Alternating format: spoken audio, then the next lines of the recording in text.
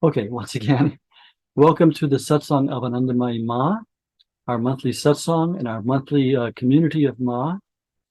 And we have this satsang for anyone who wants to draw closer to Ma, to learn more about her life and teachings, and also an important thing, to have community with other believers in Ma. Because even though we're in different parts of the world, we're all here together and we help each other, support each other, and inspire each other. So that's the main reason we're doing this. So because of that, I ask everyone's patience. I want to introduce every single person who's here. So we will. So first I want to introduce my co-host, Prajna Hallstrom, who's author of Mother of Bliss, a book about Ma, and her recent 2-volume book we will talk about and read from later. So Prajna, how are you today? You have to unmute. Jai Ma, everyone. So good to see you. I wonder, would this be a good time for me to explain the thing I put in the chat, Mangalanandaji? Let's wait until after the introductions because a lot of people come late, and then we can. Because this is an announcement. Yeah, let's remember that. Rainu, you're my external memory. Remind us. So Pragya has for many years hosted our Matri Satsang in Boston, author of several books about Ma, and we're happy to have you with us. And our technical co-host and ever-ready Sevak is Rainu. Want to introduce yourself, and then Rainu will call everyone by name. And then when you're called, you just unmute yourself in the bottom left-hand corner. And at this point, since we have a lot of people, just say your name and where you're from, okay? And then later on, we'll have an open session for any kind of sharing or questions from you, okay? So Rainu? Okay, Rainu, Jema, just living in Fremont, California. And good to see all of you again. I'm just going to go down the participant list, and we will start with Katya. Jema, this is Katya from Portugal, Madeira Island. So very happy to be here with you all. Thank you. Jema. Welcome, Katya. And everyone loved your Kirtan last month. So Katya will bring the first Kirtan today. Yes, thank you. Jema, welcome, Katya. Next, we have Anshu.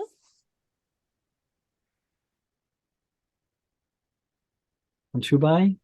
Rima, I'm Anshu from Orange County. I met Swami Mangalanandaji at a couple of beautiful Kirtan sessions, and he mentioned about the satsang, and I'm get to learn from all of you about Ma. Very good. Very welcome to have you. Very happy to have you. Thank you so much. Jema, welcome. Next, we have Arpita and Robert.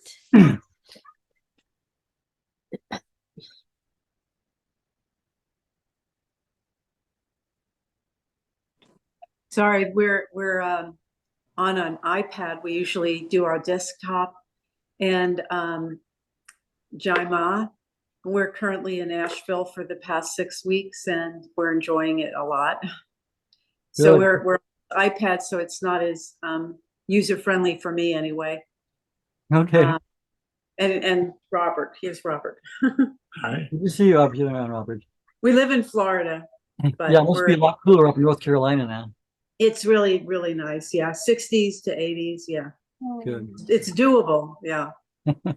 Arpita is an old friend, and she also received Diksha from Ma. We knew each other when we were traveling with Ma. Thank goodness.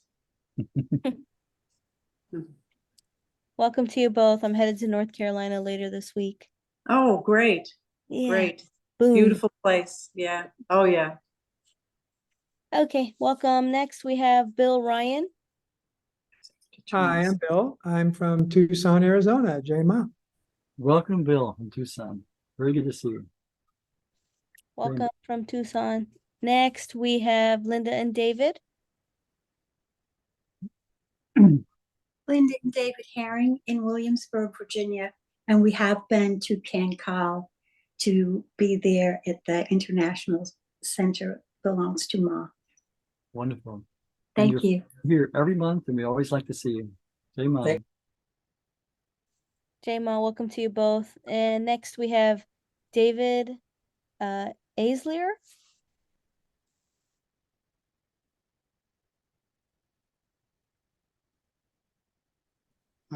You mean David Slyer, maybe? Yeah. Oh, sorry. Yeah. Sorry about that. Okay. Anyway, I'm from San Diego, J-Ma. Welcome, David. Good to see you again. Welcome, David. Next, we have Frank and Denise. Hello, everyone. Hi. I'm Frank and Denise, Hi. and we're coming to you from Hermiston, Oregon. J-Ma. J-Ma. Good to see you guys. We haven't seen you for a while. Good to see you. Good to see you guys. Thank you. Welcome. Next, we have Ian Allen. J-Ma, I'm Ian, calling in from Chatham, New York. Good to J-Ma. see you, Ian. J-Ma. J-Ma. Welcome, Ian, J-Ma. Next, we have Julia. Jaima, I'm in Canada now, 2 hours north of the big Toronto, but it's all forest and beautiful nature. And the rest of the time I'm in wild Florida, which somehow still exists. Jaima. Good to see you, Shama. And Shama also received Diksha from Mara back in the 70s, right? A long time ago. J-Ma, welcome, Julia. Next, we have Martha and Harold. Hi, everyone. I'm Martha. This is Harold. And our two dogs, Ross and Rowan, we're calling in from Wauwatosa, Wisconsin. Wauwatosa means firefly. Oh, Welcome, welcome. From Firefly, Wisconsin. J-Ma, welcome. Next, we have Michael Ziv or Ziv. I forget how to pronounce it. It's Ziv, and I am currently in Chicago, but I live in Northern California. So, J-Ma, good to be here. Yeah, I'm glad you could join us, Michael, because you inspired me last time talking about how you meditate on Ma's hymn. So we'll practice, we'll study Yeah. this Looking session. forward to that. Good. Welcome. Next, we have Dr. Murad. Jaima, so good to be back. Murad from Boston. And Nita from Boston, too. Ah, Ma. Nita for the first time. Good to see you both. Jai Ma. I'm always here. You're always off screen. You don't see me because he sits somewhere else. Welcome to both of you. Jai Ma. Thank you. J-Ma, welcome. And then next we have Patty Ayers. Hi, I'm Patty in Colorado. Glad to be here. Welcome, Patty. Jai Ma. Thank you. Welcome, J-Ma. Next we have Randy Jordan. And Randy, you had a question about Pragya's email. It should be in there now in the chat.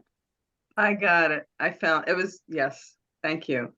Greetings, everyone. Really glad to be here. I am in Western Massachusetts, Great Barrington, and it's a beautiful day. Good. It's always good to see you, Randy. Nice to talk to you. Welcome, J-Ma. Next we have Sarah Anderson. J-Ma, it's Sarah from Big Island, Hawaii, and Sweetness, the kitten who is off screen. Oh, good to see you, Sarah. I saw Yana is here separately somewhere. So you guys aren't together today? Not today. Good to see you. Jai Ma. J-Ma, welcome. Aloha. And thank God we're not on Maui. We're still praying for all those people in that horrible disaster. Mm-hmm. Okay, next we have Saraswati.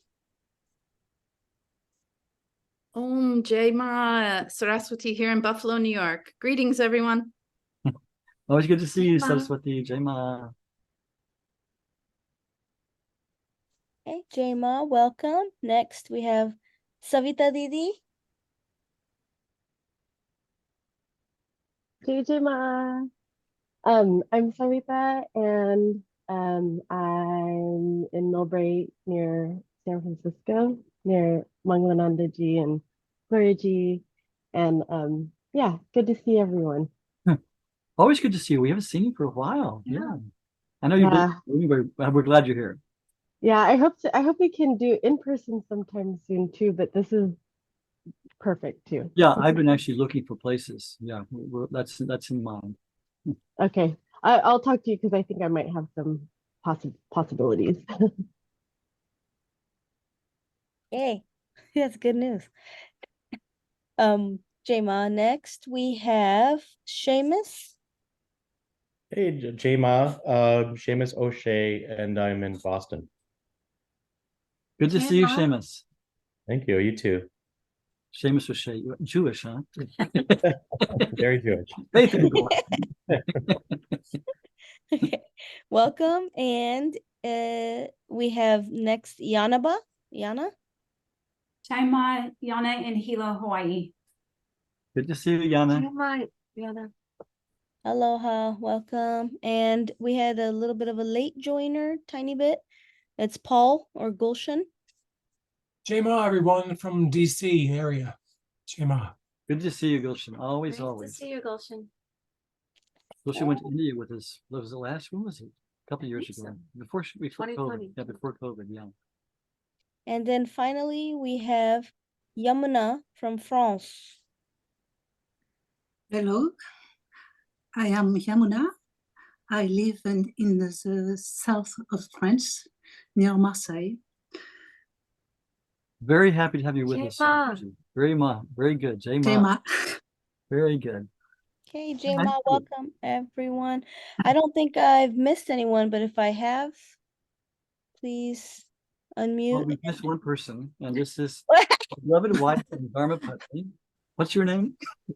You have to introduce yourself. Gloria. This is Gloria. Gloria. Jema. I really don't forget her name. I'm just kidding you. Okay, well, let's begin our session here. And we have a rather liturgical way of doing things. So an order is always a good thing. You know, just have a regular way you do things.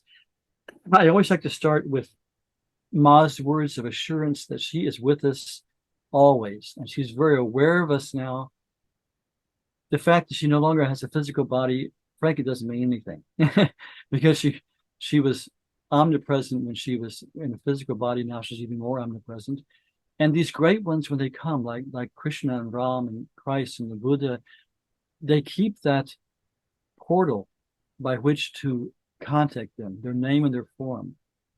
So Ma is very much with us. And by her own words, she says, I am ever with each one of you, wherever you happen to be. But your vision is tied down to worldly matters, and you have little time to direct your eyes to this body in your thoughts and actions. What can I do?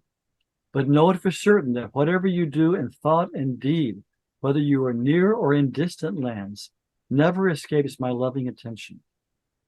Just as at a flash of torchlight, your faces gleam forth in their bold outlines, all your facial expressions appear in my mind when you meditate on me or talk about me or sit down to pray to me.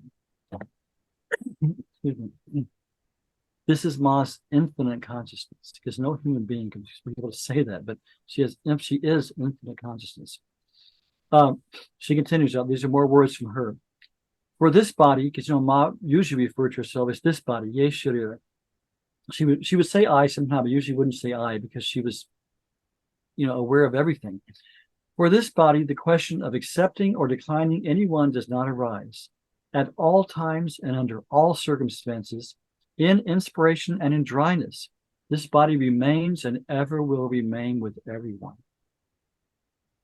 She says, solely for you, indeed, everything that this body says or does, its actions, movements, its going hither and thither, whatever is done for your sake for this body at any time, it is you who caused it to happen.